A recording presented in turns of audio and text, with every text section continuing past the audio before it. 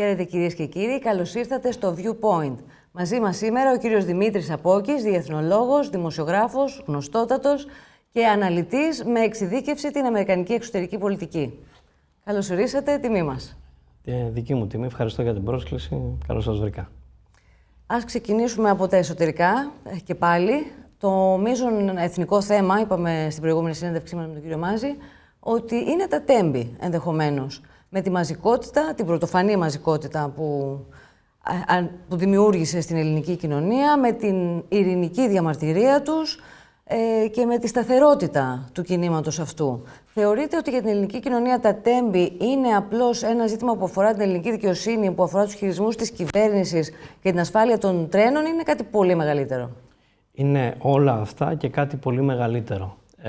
Το ότι εκατοντάδες χιλιάδες κόσμος, εκατομμύρια κόσμος, κατά πάσα πιθανότητα, κατέβηκε στους δρόμους από άκρη σε άκρη της χώρας, σε όλες τις πόλεις, ακόμα και σε χωριά, ακόμα και σε χωριά λίγων κατοίκων, έστω και 10 άνθρωποι βγήκαν στις πλατείες για να εκδηλώσουν αυτή την αγωνία τους, αυτή την αγανάκτηση. Αλλά είναι ταυτόχρονα και κάτι πολύ μεγαλύτερο. Τα τέμπη έδωσαν την αφορμή στον κόσμο, στον ελληνικό λαό, να εκφράσει κατά κάποιο τρόπο τη δυσαρέσκειά του, αλλά κυρίως την αγωνία του για το πού οδεύει η χώρα. Γιατί πραγματικά, όσο και να γίνεται προσπάθεια από τα συστημικά μέσα μαζικής ενημέρωσης, όσο και να γίνεται προσπάθεια από την κυβέρνηση και από το πολιτικό σύστημα, από το πολιτικό σκηνικό, να περάσει μια εικόνα ότι όλα βαίνουν καλώς, πραγματικά η χώρα αντιμετωπίζει ένα πολιτικό κενό. Ένα πολιτικό κενό που δημιουργεί κινδύνους και εσωτερικά αλλά και εξωτερικά. Και αν αυτό το πολιτικό κενό παραμείνει, αυτή η κατάσταση,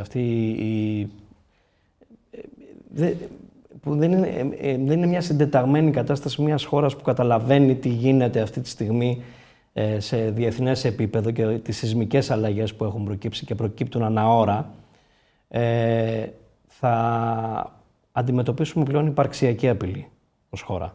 Μπορεί να ακούγεται βαρύ αυτό που λέω, αλλά μια ρεαλιστική ανάλυση, μια ψυχρή ανάλυση το δείχνει αυτό. Βρισκόμαστε σε μια περιοχή η οποία είναι πάρα πολύ κρίσιμη. Βρισκόμαστε σε μια περιοχή η οποία είναι σε γενική αναστάτωση. Θα συζητήσουμε για την εξωτερική πολιτική και για την διεθνή κατάσταση πολύ πιο λεπτομερώς. Αλλά πραγματικά είναι μια πάρα πολύ κρίσιμη κατάσταση. Και τα τέμπη ήταν η αφορμή για τον κόσμο να το δείξει αυτό με ειρηνικό τρόπο, παρά την προσπάθεια που έγινε από κάποιους. Και είχαμε και τις εξελίξεις όπως είναι ο ανασχηματισμός, για παράδειγμα, που ενώ συζητιόταν να γίνει και πριν τις εξελίξεις των τεμπών, τελικά έγινε μετά τα τέμπη. Θα μπορούσε να πει κανείς ότι προκλήθηκε και από τα τέμπη, για να περάσει το μήνυμα ο Πρωθυπουργός και η κυβέρνησή του ότι κατάλαβε την αγανάκτηση του κόσμου, την ανησυχία του κόσμου, την αγωνία του κόσμου. Τώρα, αν με ρωτήσετε, έχοντας γίνει πλέον ο ανασχηματισμός και έχοντας δει τον ανασχηματισμό, θα σας πω ότι δεν κατάλαβε και δεν πήρε το μήνυμα. Πριν πάμε στα του ανασχηματισμού, σε ένα κόμμα, θα ήθελα να σας ρωτήσω συνολικά, επειδή αυτό το κίνημα ήταν ακομμάτιστο, ξεκάθαρα, ναι, και μαζικότατο. Θεωρείτε ότι το σύνολο του πολιτικού συστήματος μπορεί να διαχειριστεί αυτό που συμβαίνει και εντός Ελλάδος και εκτός Ελλάδος? Με τις θέσεις που εκφράζονται, με τις πολιτικές που εκφράζονται και με την όλη πολιτική συζήτηση εντός κοινοβουλίου και εκτός κοινοβουλίου, στα μέσα μαζικής ενημέρωσης, αυτή τη στιγμή πραγματικά αυτό που γίνεται στην Ελλάδα δεν συνάδει με αυτό που γίνεται στη σημερινή εποχή και ειδικά μετά το αποτέλεσμα των αμερικανικών εκλογών και τη νέα κυβέρνηση στις Ηνωμένες Πολιτείες, τις εξελίξεις που έχουμε στην Ευρώπη, πραγματικά δεν συνάδει με αυτές τις εξελίξεις αυτό που συμβαίνει στη χώρα μας. Είμαστε αλλού, να το πω λαϊκά και απλά. Και πώς θα βρεθούμε σε μια νέα ισορροπία, πώς θα αρθρωθεί αυτός ο πολιτικός λόγος που φέρει μαζί του αυτό το κίνημα, ώστε να βρεθούμε σε μια νέα ισορροπία που να μπορούμε να αξιοποιήσουμε αυτό που συμβαίνει γεωπολιτικά γύρω μας? Μία λύση θα ήταν να πει κανείς ότι το υπάρχον πολιτικό σκηνικό, τα κόμματα να το πω έτσι απλά, θα αντιλαμβάνονταν τις εξελίξεις των καιρών, Θα αντιλαμβάνονταν το τι συνέβη και θα έκαναν μια διόρθωση. Ριζική διόρθωση βέβαια, γιατί χρειάζεται ριζική διόρθωση. Δεν μιλάμε για απλή διόρθωση. Ξεκινώντας από την κυβέρνηση, αλλά επεκτηνόμενη και στην αντιπολίτευση και στα κόμματα της αντιπολίτευσης, συνολικά στο πολιτικό σύστημα. Αυτό δεν φαίνεται. Διότι οι θέσεις που εκφράζουν, οι πολιτικές που υπηρετούν, είναι τις προηγούμενες εποχές. Η οποία και είναι θέσεις οι οποίες έχουν ιτηθεί και συνεχίζουν να αντιμετωπίζουν ήττες όπου στείνεται κάλπη στο δυτικό κόσμο, ιδεολογικά, πολιτικά και πολιτισμικά. Και εδώ δεν φαίνεται κανείς να είναι πρώτον διατεθειμένος και δεύτερον να μπορεί να υπηρετήσει αυτή την μετάβαση που η οποία ήταν και μάλιστα απότομη, πολύ γρήγορη σε σχέση, δηλαδή αν καθίσει και σκεφτεί κανείς το τι συνέβαινε πέρσι τέτοια εποχή και ποια ήταν η συζήτηση η πολιτική και εσωτερικά και διεθνώς, δεν έχει καμία σχέση με αυτό που ζούμε σήμερα.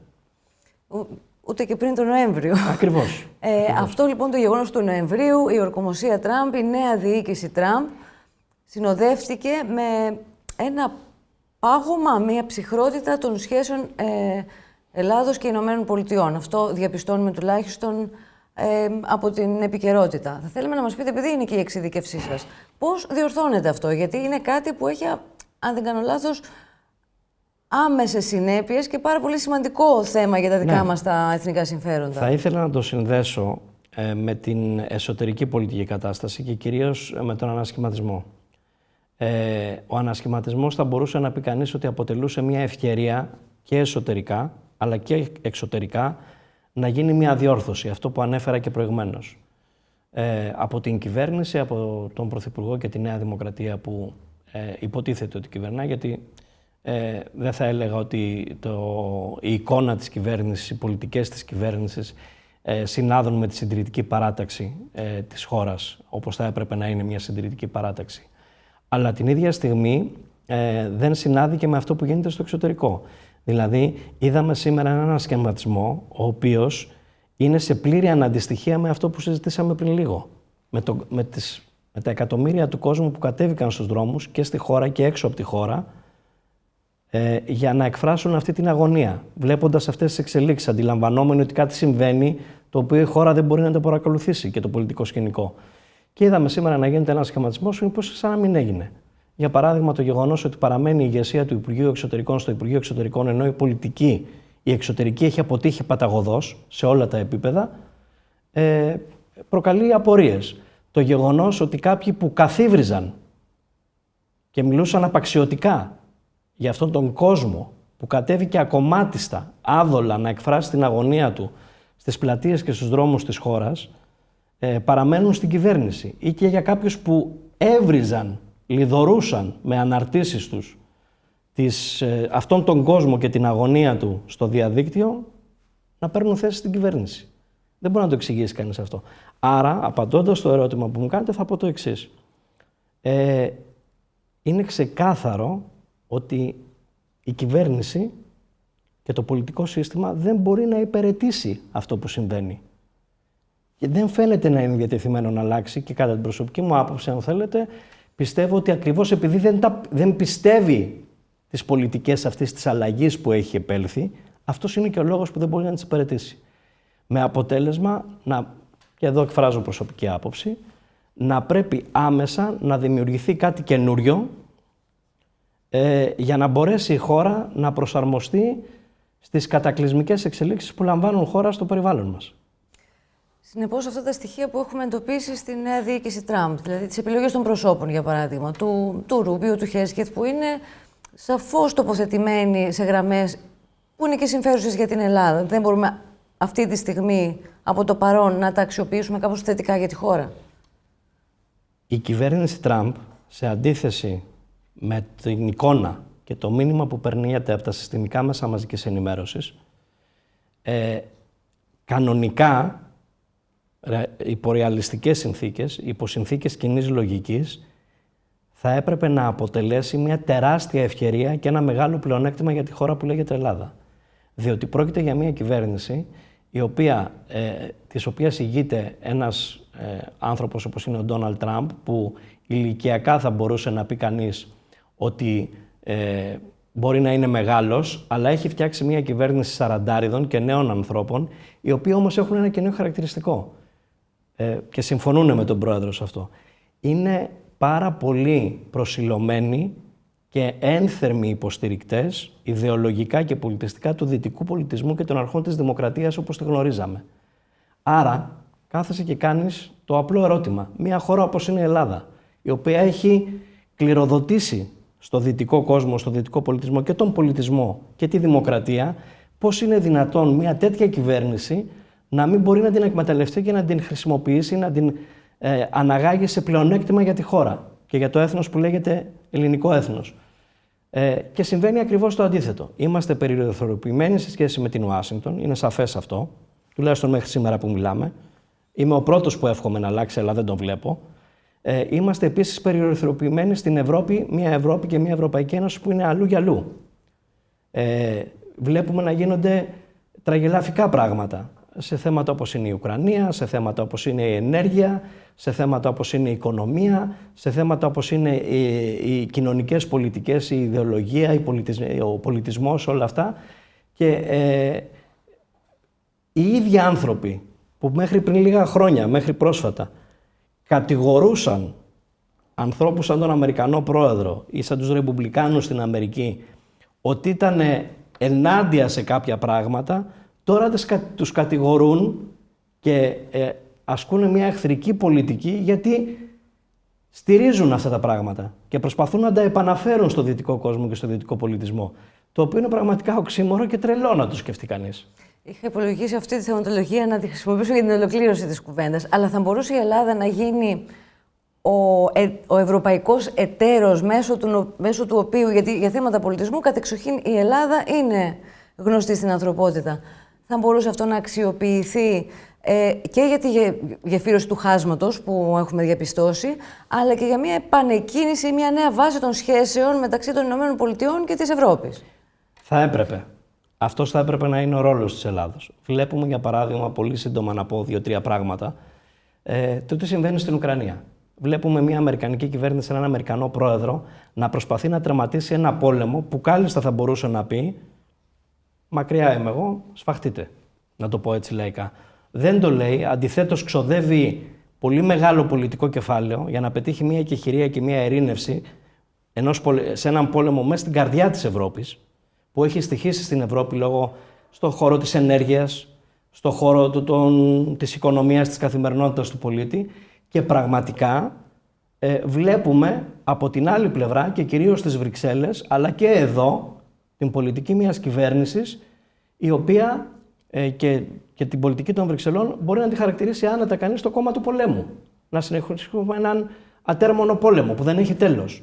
Να στηρίζουμε παράνομη εισβολή του Πούτιν, να στηρίξουμε την Ουκρανία, αλλά κάποια στιγμή πρέπει να σταματήσει αυτή η σφαγή. Βλέπουμε τι γίνεται στη Συρία. Τα γεγονότα της προηγούμενης εβδομάδος με τη σφαγή των χριστιανών, η Ελλάδα να κοφεύει και να πρέπει και προς τιμήν του να βγει ο πρώην Πρωθυπουργός ο Αντώνης Σαμαράς να κάνει μια δήλωση η οποία έσωσε την τιμή της χώρας, μιας χώρας όπως είναι η Ελλάδα, και να εκφράσει την αγωνία και στην ουσία τις σωστές θέσεις που θα έπρεπε να έχει η Δύση και η Ευρώπη απέναντι σε αυτό που γίνεται στη Συρία, είναι απορίας άξιο. Και για να είμαι και απόλυτα αξιοκρατικός και δίκαιος, δεν έχει να κάνει μόνο με την κυβέρνηση, έχει να κάνει με αυτό που συζητάγαμε και στην αρχή. Δεν είδα μια δήλωση από το Πασόκ. Δεν είδα μια δήλωση από την αριστερά. Δεν είδα μια δήλωση γενικά από το πολιτικό σύστημα ξεκάθαρη. Η καταστροφική πολιτική επίσης που εξασκούμε με την Τουρκία. Βλέπουμε ότι η Ευρώπη προσπαθεί να βάλει την Τουρκία αυτή την άμυνα λόγω της πίεσης που δέχονται από τον πρόεδρο Τραμπ, την ευρωπαϊκή άμυνα να τη βάλει από την πίσω πόρτα.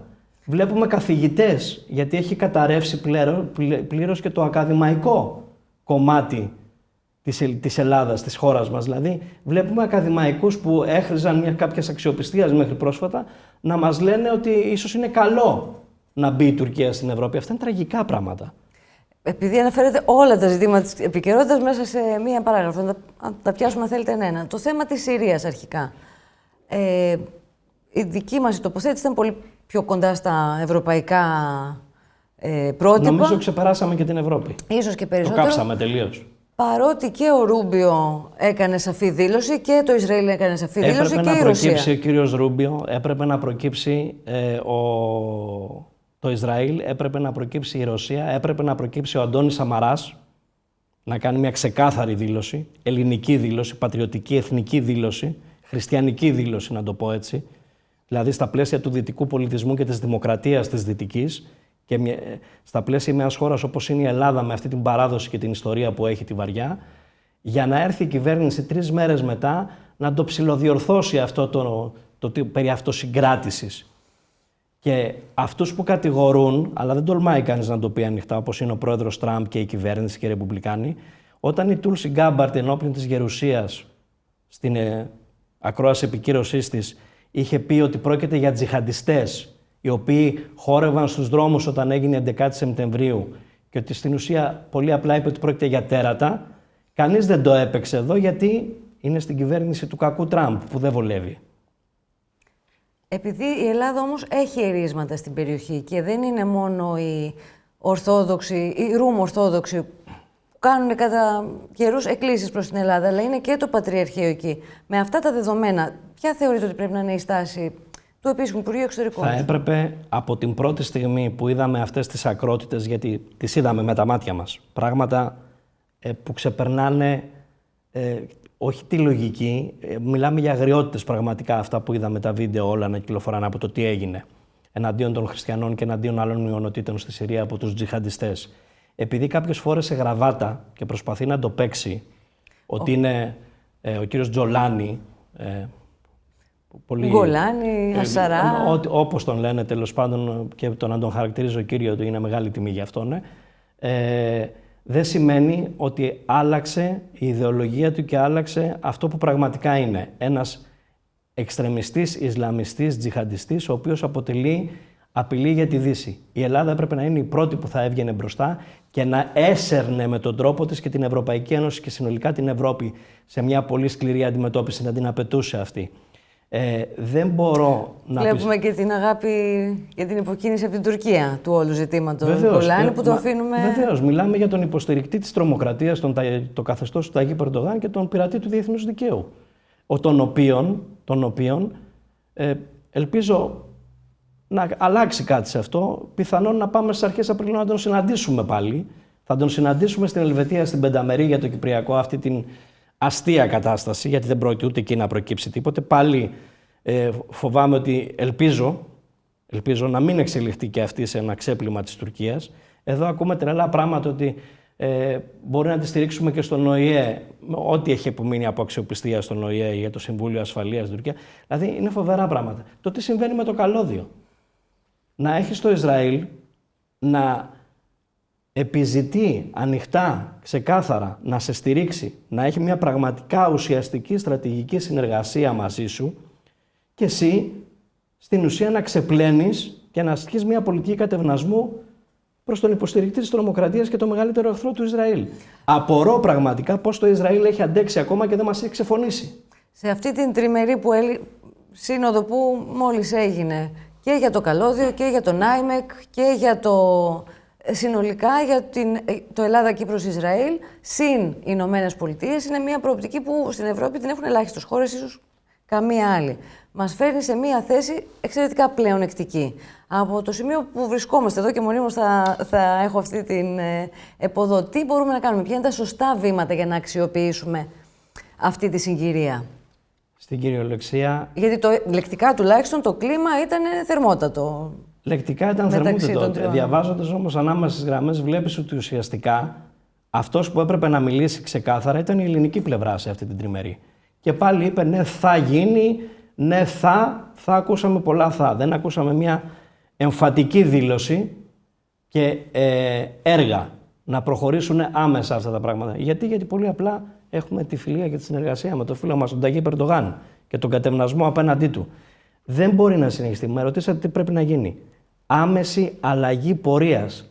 Ολική αναστροφή στην εξωτερική πολιτική. Μια πολιτική με βάση το εθνικό συμφέρον, κάτι που προωθεί και στηρίζει πρώτα στην Αμερική, αλλά το θέλει και από τους συμμάχους του, ο πρόεδρος Τραμπ και η κυβέρνησή του.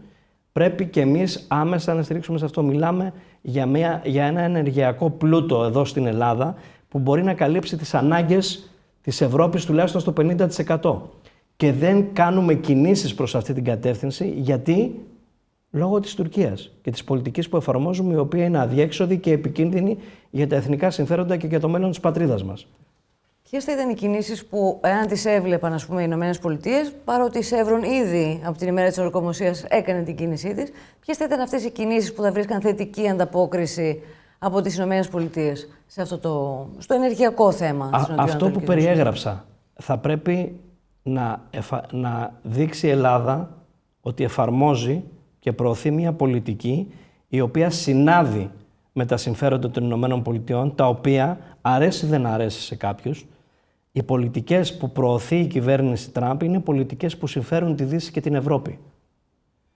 Δεν καταλαβαίνω πραγματικά αυτό το πράγμα. Δηλαδή, στην ουσία και στον Νταβός, όταν μίλησε μέσω τηλεδιάσκεψης ο Αμερικανός Πρόεδρος, και στην ομιλία του στο Κογκρέσο, στην Ολομέλεια, αλλά και γενικά στις δηλώσεις του, αν διαβάσει κανείς προσεκτικά και μπορέσει να αναλύσει, αλλά δυστυχώς υπάρχουν πάρα πολύ λίγοι στην Ελλάδα που μπορούν να το κάνουν αυτό, το τι πραγματικά εννοεί και το τι πραγματικά λέει είναι ότι καλεί την Ευρώπη να συνεργαστεί πλήρως με την Αμερική για να προωθηθούν τα συμφέροντα της Δύσης και τα συμφέροντα όλων.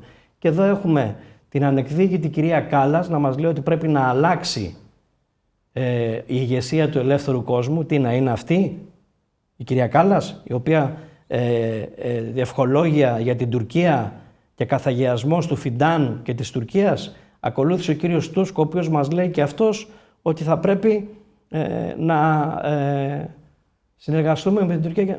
Είναι απίστευτα αυτά τα πράγματα που συμβαίνουν.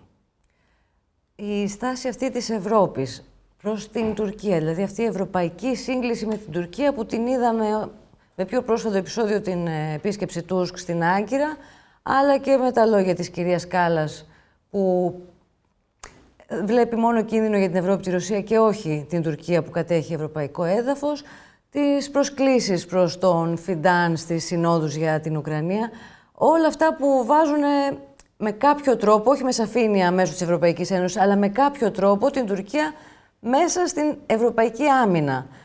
Εμείς πώς θα πρέπει να το χειριστούμε αυτό? Δηλαδή, η υπερβολική αυτή ανεκτικότητα δημιουργεί ενδεχομένως κινδύνους που αύριο μεθαύριο θα πρέπει να... Δημιουργεί όχι απλώς κινδύνους, στην προοπτική καταστροφής. Έπρεπε να έχουμε θέσει βέτο, ξεκάθαρα, σε οποιαδήποτε συμμετοχή της Τουρκίας στην ευρωπαϊκή άμυνα, από τη στιγμή που κατέχει το 40% και πλέον της Κύπρου, ευρωπαϊκού εδάφους, χώρας μέλους της Ευρωπαϊκής Ένωσης, από τη στιγμή που στηρίζει την τρομοκρατία, υποστηρικτής της Χαμάς και της Χεσμολάχ, από τη στιγμή που συνεργάζεται με το Ιράν, αυτά έπρεπε να λέμε στις ΗΠΑ. Και αυτά τα επιχειρήματα να βάζουμε στο τραπέζι για να καταστήσουμε το πλεονέκτημα κέρδος. Γιατί έχουμε πλεονέκτημα το οποίο δεν εκμεταλλευόμαστε. Εμείς τι κάνουμε? Αντί να κάνουμε αυτό, στην ουσία λέμε στην Ουάστον ότι είναι καλή η Τουρκία.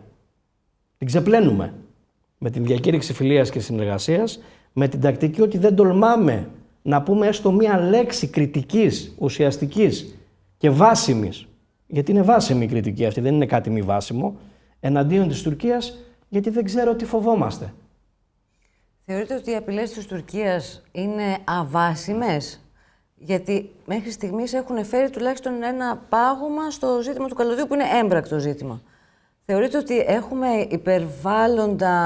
υπερβάλλουσα εκτίμηση για τις δυνατότητες της Τουρκίας ή είναι απλά σύνεση αυτό που επιδεικνύεται για αποφυγή, ας πούμε, μιας κρίσης? Η ιστορία είναι μας διδάσκει και πρέπει να διδασκόμαστε από την ιστορία.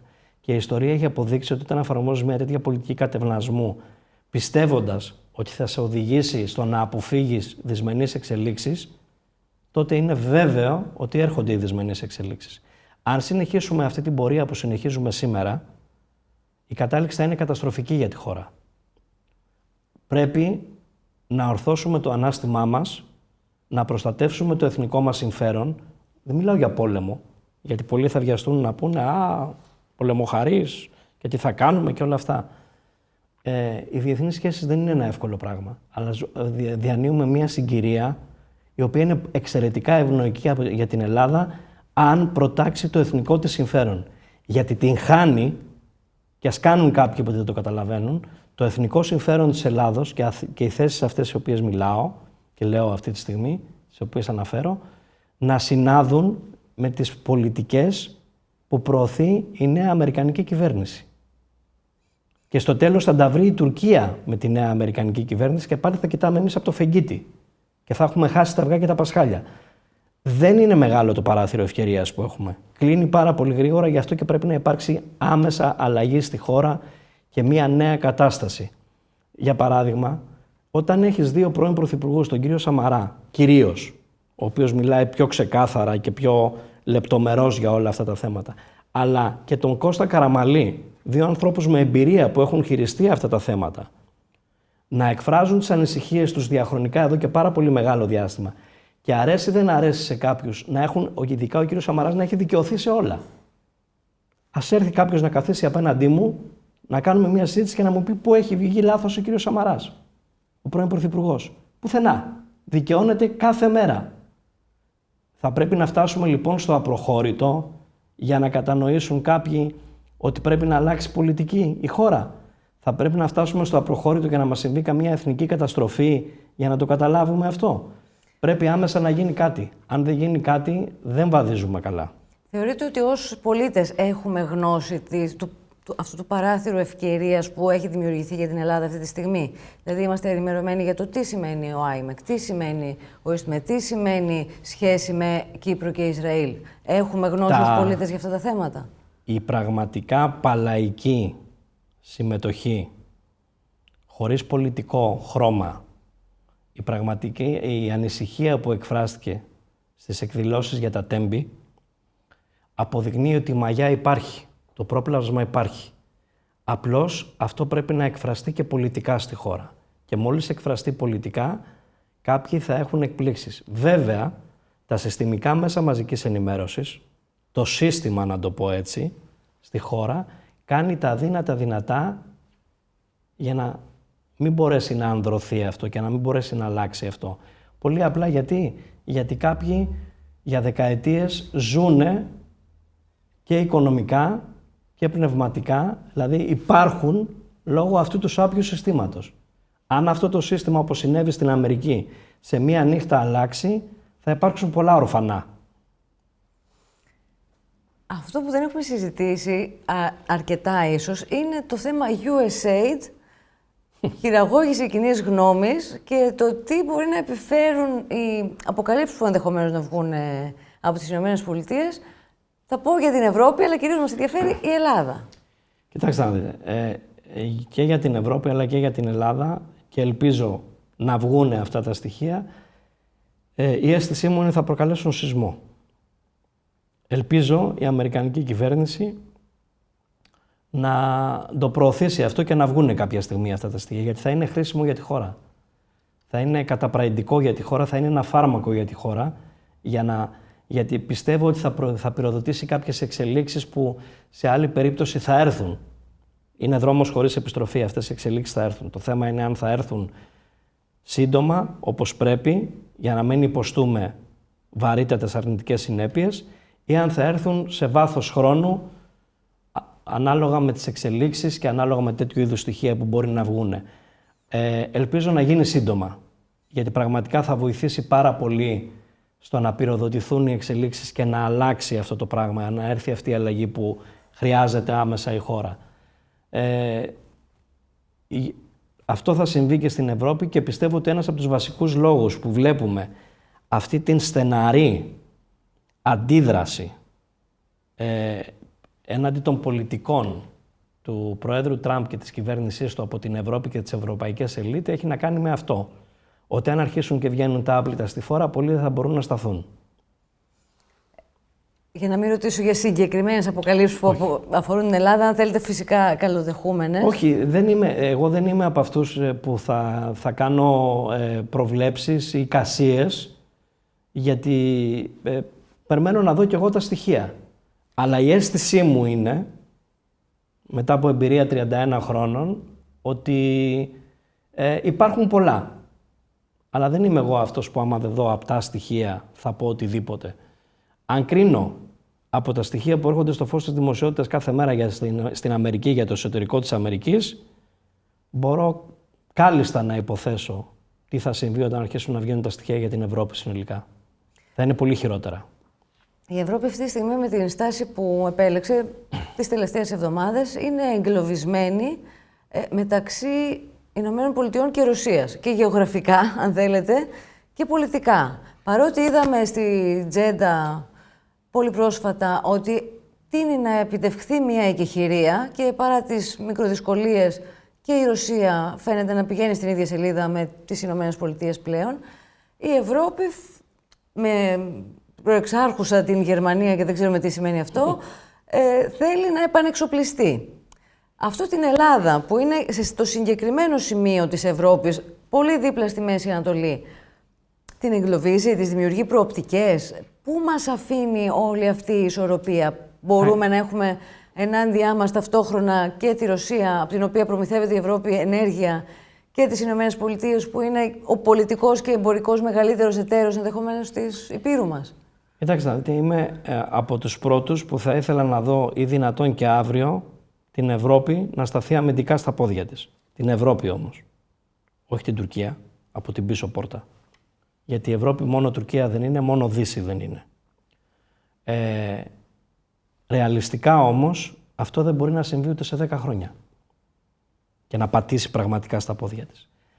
Αυτό για να συμβεί γρήγορα, και πρέπει να συμβεί, το επαναλαμβάνω, θα πρέπει να συμβεί σε στενή συνεργασία με τις Ηνωμένες Πολιτείες. Η κυβέρνηση Τραμπ και ο πρόεδρος Τραμπ έχουν αποδείξει ότι είναι διατεθειμένοι να περπατήσουν σε αυτό το μονοπάτι, να στηρίξουν την Ευρώπη και να συνεργαστούν, αρκεί και η Ευρώπη να κάνει αυτό που πρέπει να κάνει, να συμμετέχει όπως πρέπει να συμμετέχει. Δεν μπορεί πλέον η Αμερική με 36-3 χρέος να συνεχίσει να πληρώνει τα λεφτά που πλήρωνε. Γιατί η Αμερική έχει να κάνει με την Κίνα. Αυτό είναι το πρόβλημά της. Και αυτός είναι ο μεγάλος της βραχνάς, να το πω λαϊκά. Και εδώ τίθεται και το ερώτημα το κρίσιμο. Τελικά τι θέλει η Ευρώπη? Θέλει να παραμείνει στη Δύση με τις Ηνωμένες Πολιτείες ή θέλει να συνεχίσει αυτή την αλλοπρόσαλη τακτική που εφαρμόζει το τελευταίο διάστημα, ας μας το πούν ανοιχτά, στις Βρυξέλλες ή σε κάποιες ευρωπαϊκές πρωτεύουσες, είναι διατεθειμένοι να προτιμήσουν αντί για τις Ηνωμένες Πολιτείες και τη συνεργασία και την Δυτική Συμμαχία, την Ατλαντική Συμμαχία, να προτιμήσουν να παίξουν με την Κίνα, ίσως με το Ιράν, με την άλλη πλευρά, δηλαδή με τον άλλο άξονα. Γιατί αν έχουν κάποιοι στο μυαλό τους κάτι τέτοιο, καλό θα είναι να πάνε να περάσουν κάποιες ώρες σε κάποια Chinatown ή στην Κίνα, στην πραγματική Κίνα, όχι σε αυτό που βλέπουμε. Δεν θα τους αρέσει καθόλου. Για πόσο καιρό θεωρείτε ότι οι Βρυξέλλες θα έχουν διαφορετική γραμμή από τις επιμέρους χώρες, τις ευρωπαϊκές χώρες? Κατά πόσο είναι βιώσιμο αυτό το μοντέλο, θα ήθελα να σας ρωτήσω. Δηλαδή, όπου γίνονται εκλογές, τείνουν πιο συντηρητικά τα πράγματα, και είδαμε και στη Γερμανία προσφάτως. Αλλά δυστυχώς, λόγω καλπονοθευτικών πολιτικών συστημάτων, η βούληση του λαού δεν εκπροσωπείται. Και είδαμε και τι έγινε στη Ρουμανία, όπου ακυρώθηκαν εκλογές, στην καρδιά της Ευρώπης. Και όχι μόνο ακυρώθηκαν εκλογές, αλλά απαγορεύτηκε και σε αυτόν που κέρδισε τις εκλογές, στις νέες εκλογές που θα γίνουν, να είναι υποψήφιος. Αυτά είναι απίστευτα πράγματα. Έχει να κάνει με αυτό που είπα πριν λίγο, ότι κάποτε για αυτά που κατηγορούσαν κάποιους, τώρα που τα υπερασπίζονται αυτοί και μάλιστα στεναρά, πάλι αυτοί έχουν λάθος. Πώς θεωρείτε ότι λύνεται αυτό? Εφόσον οι Βρυξέλλες, η κυρία Φοντερ Λάιεν, ας πούμε, που είναι η πρόεδρος της Κομισιόν, δεν εκλέγεται άμεσα από τον ευρωπαϊκό λαό, αλλά από τους ευρωβουλευτές που εκλέγονται από τους ευρωπαϊκούς λαούς. Κοιτάξτε να δείτε, όλα αυτά πρέπει και δεν μιλάω για αναταραχή, δεν μιλάω για ξεσηκωμό, δεν μιλάω για επαναστάσεις, αλλά θα πρέπει πλέον οι ευρωπαϊκοί πολίτες να πάρουν την τύχη της στα χέρια τους. Μέσω της ψήφους τους, μέσω καταστάσεων, για παράδειγμα, όπως είδαμε στα Τέμπη, όπως έδειξε η Ελλάδα, ο ελληνικός λαός, που εξέπληξε ακόμα και εμένα, θετικά. Ίσως πρέπει παρόμοιες σκηνές όπως αυτές των Τεμπών των εκδηλώσεων για τα Τέμπη να τις δούμε από άκρη σε άκρη της Ευρώπης, σε όλες τις μεγάλες πρωτεύουσες. Δεν μπορεί, για παράδειγμα, η Ευρώπη να σύρεται αυτή τη στιγμή σε πολιτικές από έναν πρόεδρο της Γαλλίας στα χαρτιά, ο οποίος έχει 14% δημοτικότητα. Και αν αύριο γινόντουσαν εκλογές, δεν θα έβρισκε τη δική του ψήφο. Δεν μπορεί να σύρεται από μια κομισιόν η οποία στην ουσία δεν εκφράζει ούτε καν το αποτέλεσμα που είχαμε στις ευρωεκλογές. Απλώς είναι πάλι μια στημένη κατάσταση που τα φτιάξαν μεταξύ τους για να βγάλουν αυτό που βγάλανε. Το γεγονός, για παράδειγμα, ότι η κυρία Κάλλας, δεν ξέρω αν το προβλέπουν, πραγματικά δεν ξέρω αν το προβλέπουν οι κανονισμοί και οι θεσμοί της Ευρωπαϊκής Ένωσης, αλλά θα έπρεπε οι Έλληνες ευρωβουλευτές συνολικά, ανεξαρτήτως κόμματος και ιδεολογίας, να έχουν υποβάλει πρόταση μομφής για αυτή την κυρία. Για να αποπεμφθεί από τη θέση της. Και μιλάμε για μια κομισιόν, τη χειρότερη κομισιόν που έχει βιώσει ποτέ η Ευρωπαϊκή Ένωση από τότε που ιδρύθηκε. Δεν μπορεί μια κυρία που προέρχεται από μια χώρα, τέλος πάντων, να μην πω καμιά βαριά κουβέντα, να σύρει ολόκληρη την Ευρώπη σε μια σύγκρουση ή να διατηρήσει την Ευρώπη, να την κρατήσει γατζωμένη σε μια σύγκρουση χωρίς τέλος και να οδηγήσει την Ευρώπη σε γενική ανάφλεξη όταν κατέχει μια θέση χωρίς να έχει εκλεγεί, έχει διοριστεί και κατέχει μια θέση που σε καμία περίπτωση δεν μπορεί να βρει κανείς τίποτε στο παρελθόν της που να έχει τα προσόντα για να κατέχει αυτή τη θέση. Πώς εξηγείται αυτή τη θέση, πέρα από το προφανές ότι είναι Εσθονοί και έχουν εκείνοι κάποια προβλήματα με τη Ρωσία, σε αυτό το αξίωμα... Ναι, αλλά δεν θα πληρώσω εγώ το γυνάτι της κάθε Εσθονίας, δεν θα το πληρώσει συνολικά η Ευρώπη να μας οδηγήσουν σε γενική ανάφλεξη. Σαφέστατα, αλλά πώς εξηγείται τη συνολική ευρωπαϊκή στάση σε αυτό το ζήτημα? Αυτό παραμένει ασαφές. Η συνολική ευρωπαϊκή στάση που αυτή τη στιγμή, τουλάχιστον όπως εκφράζεται, είναι το κόμμα του πολέμου, ενός ατελείωτου πολέμου χωρίς τέλος, μιας σύγκρουσης κρεατομηχανής που χάνονται ανθρώπινες ζωές κάθε μέρα, που έχει καταστραφεί συνολικά μια χώρα που λέγεται Ουκρανία, που έχουν σκοτωθεί εκατοντάδες χιλιάδες Ρώσοι, αλλά κυρίως μια χώρα έχει καταστραφεί και ένας λαός έχει αποδεκατιστεί και συνεχίζει να αποδεκατίζεται μετά από μια παράνομη εισβολή που έγινε. Και αντί η Ευρώπη να είναι αυτή που θα ήταν πρωτοπόρος στο να υπάρξει μια ειρήνευση το συντομότερο δυνατόν για να σταματήσει αυτή η τραγωδία, να έχουμε το κόμμα του πολέμου και να λέγεται απειλή η Ρωσία, ειλικρινά, και ας με πούνε υποστηριχτή του Πούτιν, δεν ξέρω τι άλλο θα με πούνε, αλλά δεν έχει καμία λογική να πιστεύουν κάποιοι ότι η Ρωσία, λέει, θα καταλάβει την Πολωνία, θα καταλάβει δεν ξέρω κι εγώ τι θα κάνει, θα προχωρήσει, θα φτάσει δεν ξέρω κι εγώ. Αυτά είναι ανοησίες. Αν στηρίζανε μια πολιτική και συμπαρατασσόντουσαν οι Ευρωπαίοι άμεσα με την πρωτοβουλία που έχει ξεκινήσει ο Αμερικανός πρόεδρος και η κυβέρνησή του, πραγματικά θα είχαμε ειρήνευση το συντομότερο δυνατόν, γιατί θα βρισκόταν στη γωνία ο Πούτιν, άμα είχε συνολικά τη Δύση απέναντί του. Ο Πούτιν αυτή τη στιγμή, όταν βλέπει αυτό το διαχωρισμό και αυτό το πόλεμο που γίνεται από τις Βρυξέλλες και από τις ευρωπαϊκές χώρες, όχι όλες, αλλά τις περισσότερες, απέναντι στην πρωτοβουλία του Ντόναλντ Τραμπ, βρίσκει χώρο να ελιχθεί. Ενώ θα ήταν πάρα πολύ στριμωγμένος αν υπήρχε ενιαίο μέτωπο από τη Δύση. Αυτό που είδαμε να έχει πάρα πολύ σημασία για τις Ηνωμένες Πολιτείες, το είδαμε και στην ορκομοσία Τραμπ, στην ομιλία μετά την ορκομοσία. Το είδαμε και στο J.D. Vance όταν μίλησε στο Μόναχο. Το βλέπουμε με κάθε ευκαιρία από το Ρούμπιο, είναι το ταυτοτικό στοιχείο. Γιατί θεωρείτε ότι δίνουν τόσο πολύ έμφαση σε αυτές τις αξίες και λεκτικά και δεν το περιορίζουν στις Ηνωμένες Πολιτείες, όπου άλλαξε η κυβέρνηση και σαφώς επέλεξε αυτό. Και να ολοκληρώσω. Επειδή δεν το ολοκληρώσαμε πριν, πραγματικά, έμπρακτα, η Ελλάδα τι μπορεί να κάνει γι' αυτό? Η Ελλάδα είναι το λίκνο της δημοκρατίας και του δυτικού πολιτισμού. Εμείς είμαστε ο δυτικός πολιτισμός. Πώς το εφαρμόζουμε τη σήμερον ημέρα σε σχέση με... Και αυτό που βλέπουμε να συμβαίνει στις ΗΠΑ από την κυβέρνηση Τραμπ, από τον αντιπρόεδρο Βάνς, από τον Υπουργό Εξωτερικών, από τον ίδιο τον Αμερικανό πρόεδρο, είναι διότι πραγματικά έχουν κατανοήσει τη ζημιά που έχει υποστεί η Δύση συνολικά και ο δυτικός πολιτισμός από την εφαρμογή της woke ατζέντας, του DEI, όλων αυτών των πολιτικών της τελευταίας 20ετίας από το 2000 και μετά, και καταλαβαίνουν ότι είναι υπαρξιακή απειλή για τη Δύση συνολικά. Και γι' αυτό το προωθούν με αυτόν τον έντονο τρόπο σε όλα τα επίπεδα και μιλάνε ομά, να το πω έτσι, όπως μίλησε ο αντιπρόεδρος Βάνς στο Μόναχο, όπως μίλησε στο Ζελένσκι, στο Οβάλ Γραφείο και ο πρόεδρος αλλά και ο αντιπρόεδρος Βάνς, όπως γενικά μίλησε στο Στράμερ όταν είχαν την κατηδία συνάντηση, στον Ιρλανδό, γιατί δεν βγαίνουν όλα αυτά εδώ στα μίντια τα ελληνικά, αλλά συμβαίνουν. Δεν έχει καταλάβει κανείς ότι όποιος Ευρωπαίος ηγέτης πηγαίνει στις Ηνωμένες Πολιτείες, οι περισσότεροι, αν όχι όλοι, προτού συναντήσουν τον πρόεδρο, έχουν συνάντηση με τον αντιπρόεδρο Βάνς ή πριν ή μετά, όπου ακούνε τον εξάψαλμο για την προστασία της ελευθερίας του λόγου, της ελευθερίας ιδεών, της προστασίας των δημοκρατικών θεσμών που έχουν καταληφθεί στην Ευρώπη. Παντού. Συζητάγαν να κλείσουν το Twitter, το X του κυρίου Μάσκ, καταργούν εκλογές όπως είπα προηγμένως, χαρακτηρίζουν ακροδεξιούς, λαϊκιστές και ρατσιστές οποιουσδήποτε εκφράζουν μία άποψη ή ιδέες οι οποίες πάνε κόντρα στις ευρωπαϊκές ελίτ. Αυτά είναι πρωτοφανή πράγματα και αποτελούν υπαρξιακή απειλή για το δυτικό κόσμο και το δυτικό πολιτισμό. Η Ελλάδα λοιπόν, όντας η χώρα που έχει κληροδοτήσει αυτές τις ιδέες, αυτόν τον πολιτισμό, αυτό το πολιτικό σύστημα που λέγεται δημοκρατία, θα έπρεπε να είναι η ηγέτιδα χώρα στην Ευρώπη που θα συμπαρατάσσονταν με τις Ηνωμένες Πολιτείες για να σώσουν τον δυτικό πολιτισμό και τη φιλελεύθερη δημοκρατία.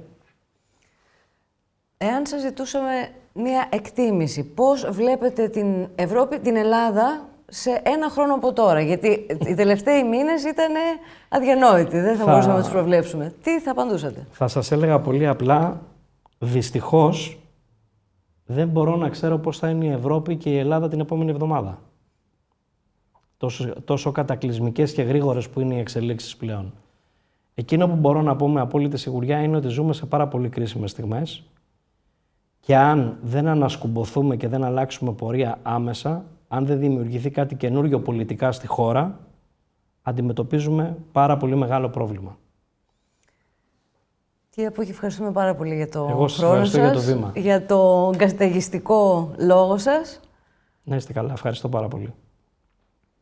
Κυρίες και κύριοι, ευχαριστούμε πάρα πολύ για τον χρόνο και την προσοχή σας. Εάν θέλετε να στηρίξετε την εκπομπή μας, μπορείτε να το κάνετε αφήνοντας το σχόλιο σας, μοιραζόμενοι το περιεχόμενό μας και με τη συνδρομή σας. Ευχαριστούμε πάρα πολύ για τον χρόνο σας και πάλι. Να είστε καλά.